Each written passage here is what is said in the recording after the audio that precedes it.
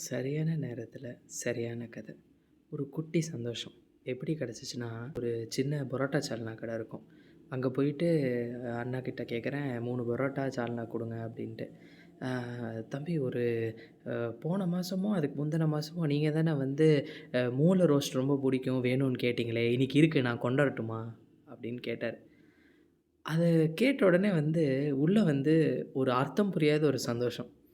ஒரு 2 மாசத்துக்கு முன்னாடி ஃபர்ஸ்ட் டைம் அவர் கடைய விசிட் பண்றேன். எனக்கு என்ன புடிக்கும் அப்படிங்கிறத வந்து என் கொலீக் கிட்ட டிஸ்கஸ் பண்றத அவரு கேட்டு, அத ஞாபகம் வச்சு நான் அடுத்த வாட்டி வரப்போ இது வேணுமான்னு அவரு கேட்குறார்ல. இது கேட்கறதுக்கு ரொம்ப சில்லியா இருக்கும். நான் வந்து சின்ன வயசுல சுத்தி யாரு சிரிச்சாலும் ரொம்ப சந்தோஷமா இருக்காங்க அப்படின்னு நெனச்சு நானும் ரொம்ப சந்தோஷப்பட்டுருக்கேன். ஆனா, எப்போ உள்ள சந்தோஷமே இல்லைனாலும் வெளிய சிரிக்கிறோமோ, அத நான் எப்போ புரிஞ்சுக்கிட்டேனோ, அப்ப இருந்து சுத்தி யார் சிரிச்சாலும், இவங்களுக்குள்ள எவ்வளோ வலி, வேதனை இருக்கும் அப்படின்னு என் மனசு ஒரு செகண்ட் யோசிக்குது. அப்பதான் இந்த சின்ன சின்ன சந்தோஷத்தோட இம்பார்ட்டன்ஸ் எனக்கு ரொம்ப புடிக்கும். சரியான நேரத்துல, சரியான கதை. நாளைக்கு பார்க்கலாம்.